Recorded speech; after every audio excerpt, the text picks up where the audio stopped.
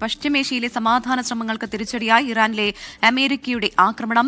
ഇറാന്റെ drone missile കേന്ദ്രങ്ങളാണ് America ആക്രമിച്ചത്. ഇരു രാജ്യങ്ങളും തമ്മിൽ ധാരണാപത്രം ഒപ്പിട്ട ശേഷം നടക്കുന്ന ആദ്യ ആക്രമണമാണ് ഇത് എന്നാണ് അറിയുന്നത്. അതിവേഗം ശക്തമായ തിരിച്ചടി നൽകുമെന്ന് ഇസ്ലാമിക് റവല്യൂഷണറി ഗാർഡ് മുന്നറിയിപ്പ് നൽകി. അതിനിടെ തെക്കൻ ലെബനോനിൽ ഇസ്രയേൽ പിടിച്ചെടുത്ത പ്രദേശങ്ങൾ കൈമാറുന്നത് സംബന്ധിച്ച കരാറിന്റെ ചട്ടക്കൂടിൽ ലെബനോനും ഇസ്രയേലും വാഷിംഗ്ടണിൽ ഒപ്പുവെച്ചു. അമേരിക്കയിൽ നിന്ന് മധു കൊട്ടാരക്കര നൽകും വിവരങ്ങൾ. Good morning Gokul, Pravitha. തീർച്ചയായിട്ടും നിരാശ നൽകുന്ന പ്രതികരണമാണ് രണ്ട് രാജ്യങ്ങളുടെ ഭാഗത്തു നിന്നും ഉണ്ടായിരിക്കുന്നത്. ഹോർമൂസ് കടലിടുക്കിലെ ചരക്ക് കപ്പലിന് നേരെ ഇറാൻ ആണ് ഈ ഡ്രോൺ ആക്രമണം തുടങ്ങി വെച്ചത്. അതിന്റെ തിരിച്ചടിയായിട്ടാണ് വെള്ളിയാഴ്ച അമേരിക്കൻ സൈന്യം ഇറാനിൽ വ്യോമാക്രമണം നടത്തിയത്. കഴിഞ്ഞ ആഴ്ചയാണ് ഈ വെടിനിർത്തൽ നിലവിൽ വന്നത്. അത് ലംഘിച്ചുവെന്ന് ഇതിനെ തുടർന്ന് രണ്ട് രാജ്യങ്ങളും പരസ്പരം ആരോപിക്കുകയും ചെയ്യുന്നുണ്ട്. ഇറാനിലെ മിസൈൽ അതുപോലെ ഡ്രോൺ സംഭരണ കേന്ദ്രങ്ങളും അവരുടെ തീരദേശ റഡാർ സ്റ്റേഷനുകളിലുമാണ് അമേരിക്കൻ വ്യോമസേന ആക്രമണം നടത്തിയത്. ഇത് സംബന്ധിച്ച് അവരുടെ US സെൻട്രൽ കോമിന്റെ പ്രസ്താവനയും വന്നിട്ടുണ്ട്.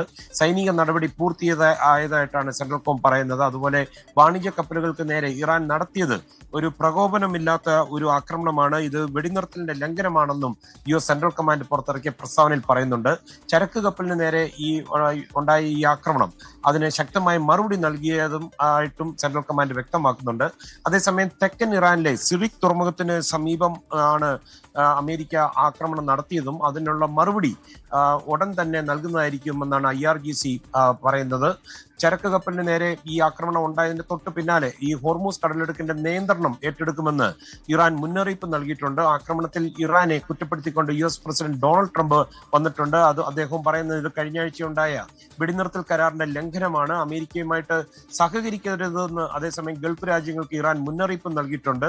ഇസ്രയേലും ഇറാനും ഒക്കെ പിന്തുണയുള്ള ഹിസ്ബുള്ളയും തമ്മിലുള്ള പോരാട്ടം അവസാനിപ്പിക്കുന്നതിന് ഇസ്രയേലും ലെബനാനും അതേസമയം അല്പം മണിക്കൂറുകൾക്ക് മുമ്പ് ഒരു കരാറിൽ ഏർപ്പെട്ടിട്ടുണ്ട്. ഇതേ തുടർന്ന് ലെബനനിലെ പല മേഖലകളിൽ നിന്നും സൈന്യത്തെ പിൻവലിക്കുമെന്ന് ബെഞ്ചമിൻ നെതന്യാഹു പറയുകയും ചെയ്തിട്ടുണ്ട്.